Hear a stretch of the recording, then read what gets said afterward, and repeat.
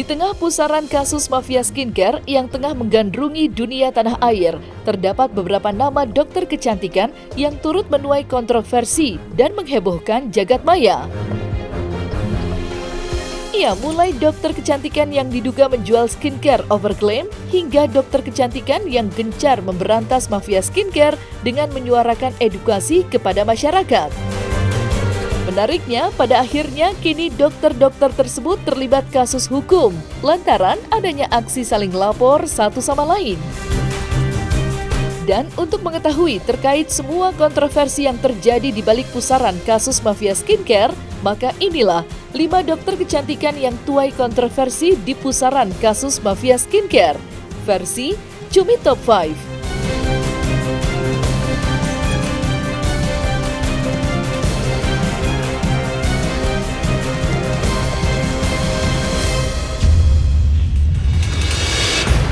Nama dokter kecantikan Reza Gladys diketahui menjadi viral di masyarakat lantaran diduga menjual skincare overclaim. Ya, dugaan tersebut muncul usai dokter detektif membongkar hasil uji lab produk skincare milik Reza Gladys melalui media sosial.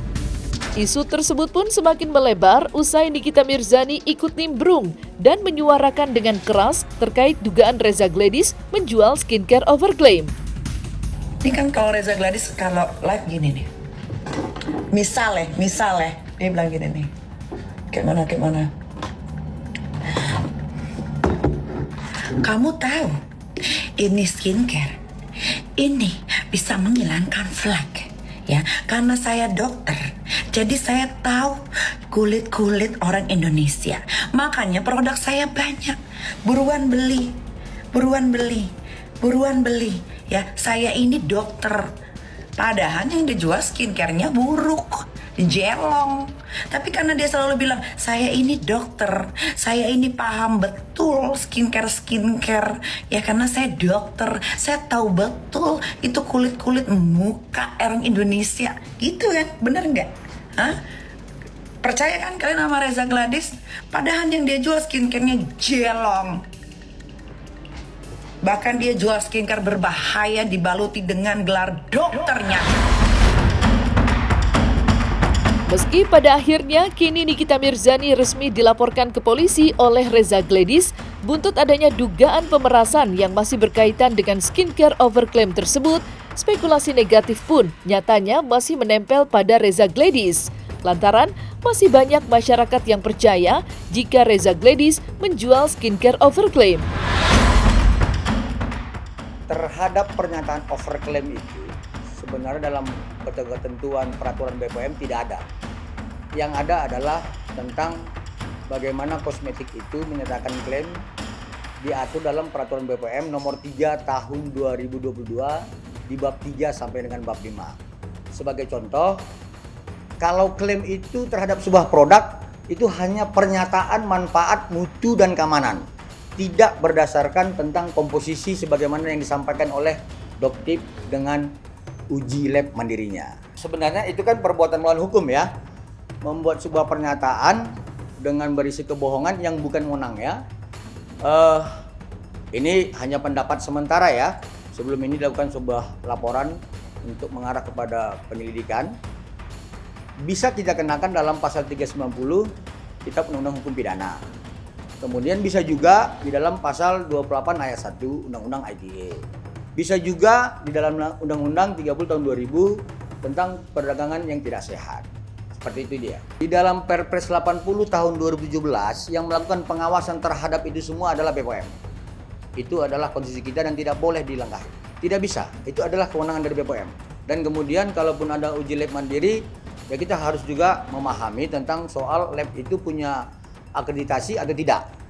Seperti itu dia. Jadi kalau kita sembarangan melakukan uji lab, belum tentu kan lab itu mempunyai akreditasi terhadap metode yang dia lakukan.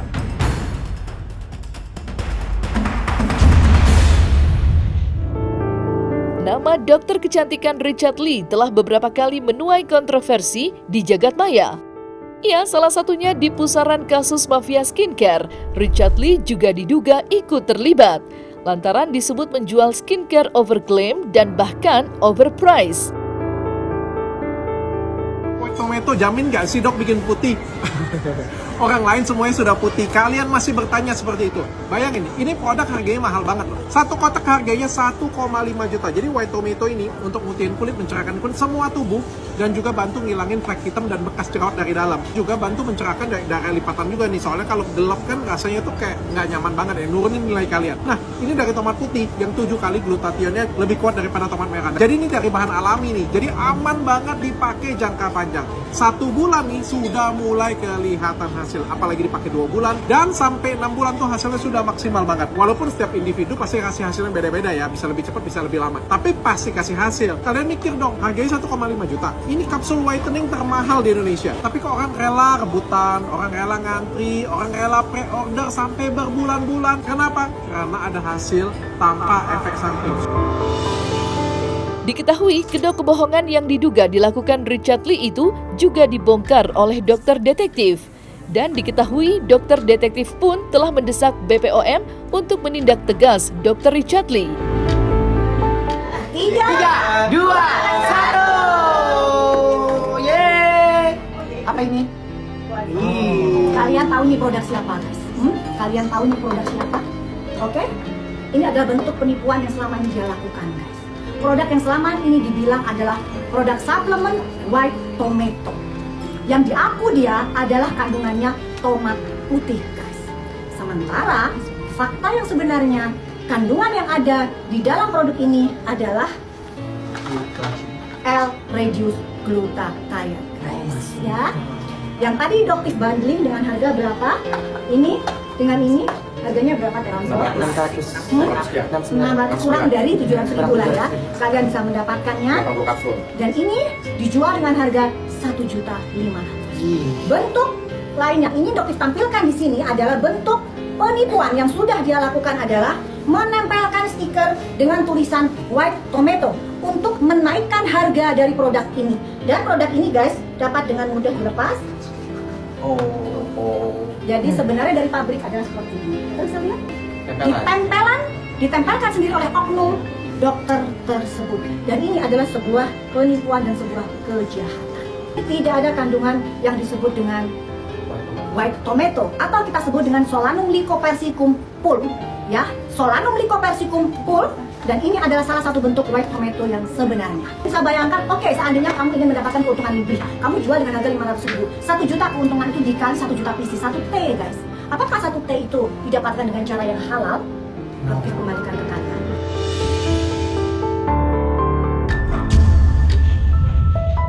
Dokter detektif alias Doktif diketahui menjadi viral usai dirinya gencar memberantas mafia skincare dan menyuarakan oknum-oknum yang licik dalam berjualan produk kecantikan ke hadapan publik.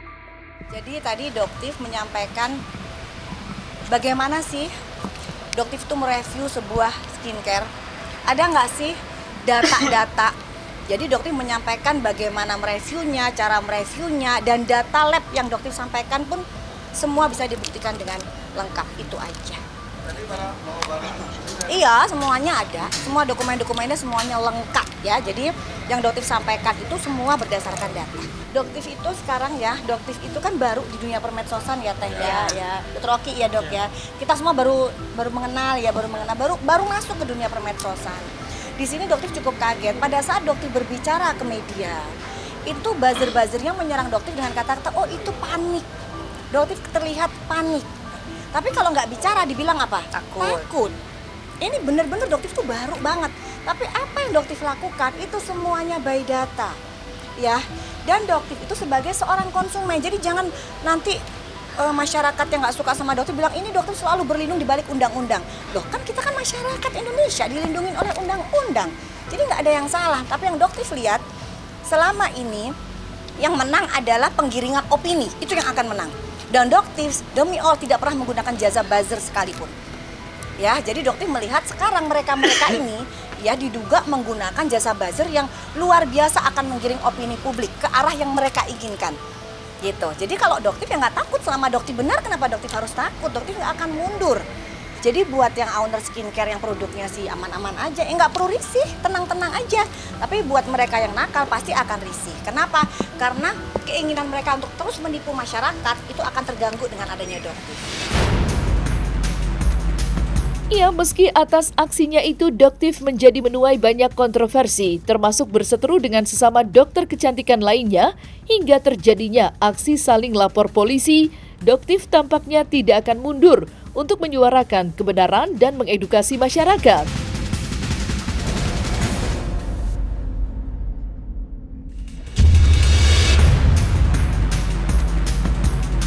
Dr. Andreas Situngkir diketahui berseteru dengan dokter detektif alias Doktif buntut perskincarean.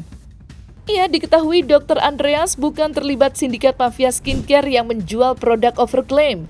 Namun Dr. Andreas dituding melakukan pelanggaran sebagai dokter yang menyambi sebagai justiper skincare oleh Doktif. Bahkan buntut hal tersebut, Dr. Andreas lah yang justru malah melaporkan Doktif ke polisi atas dugaan pencemaran nama baik. Namun, Doktif sendiri mengaku merasa tak malu lantaran dirinya merasa berhasil membongkar praktik mafia skincare yang merajalela. Kakak aja jadi saksi, kakak mau katanya gitu, kakak siap, kakak kan gak ada masalah sama dia, biar kena dia, katanya kayak gitu. Orang dia justice kok memang kok enggak pula dia ini bilang enggak justice deh. Ini kan si Doktif kan ngelaporin dia di Medan kan, ini juga dibilangnya si Andreas ngaku kan Andreas ngaku dirinya nggak justifer kan tapi si Doktif tetap melaporkan dia sebagai justifer. Itu si Doktif itu kalau dia mau kuat dia harus panggil sebagai saksi karena kami terlibat di situ memang kami kami berempat dia punya ngatur deh keuangan, tahu nggak, dia yang ngatur keuangan keuntungan kami deh, nggak dikasih deh, tahu kami disuruh kerja kuli di sana, tahu nggak, semua yang beli pasien dia itu deh, tahu deh. Tapi dengan enaknya dia ngomong gini pula semalam itu di TikTok sama pengacaranya bilang gini deh, ya wajar lah kalau seandainya Dokter Andreas itu ke Bangkok ternyata ada kawan-kawannya yang nitip katanya kayak gitu, ya wajar lah dibelikan. Nitip, ya Allah nitip gitu kok sampai ber180 kilo sampai di Kuala Namu kami ditahan kok deh barangnya deh sama bea cukai. Kalaupun mau lagi tuh kami ada surat lagi deh dari bea cukai, barang kami ditahan sama bea cukai, ada sama kami semua deh. Lengkap, ada data-data kami semua di situ termasuk Dr. Andreas Situngkir. Ya tahu deh. Dia yang ngajak kami justice deh, tahu keuntungan dia bagi rata semua, dia yang mengatur keuangan kami nggak boleh ngambil keuntungan deh. Setelah kami pulang dari Bangkok ke Indonesia, kami nggak boleh ngambil keuntungan dulu, keuntungannya itu akan dibelanjakan lagi gitu lah dia dia yang live di kamar deh, ada pun video-video dia tuh lagi live lagi jualan, tahu nggak, di kamar kami yang nyusun-nyusunin barang-barang berkoper-koper kayak gitu, ada 4 koper, 6 koper, bawa deh.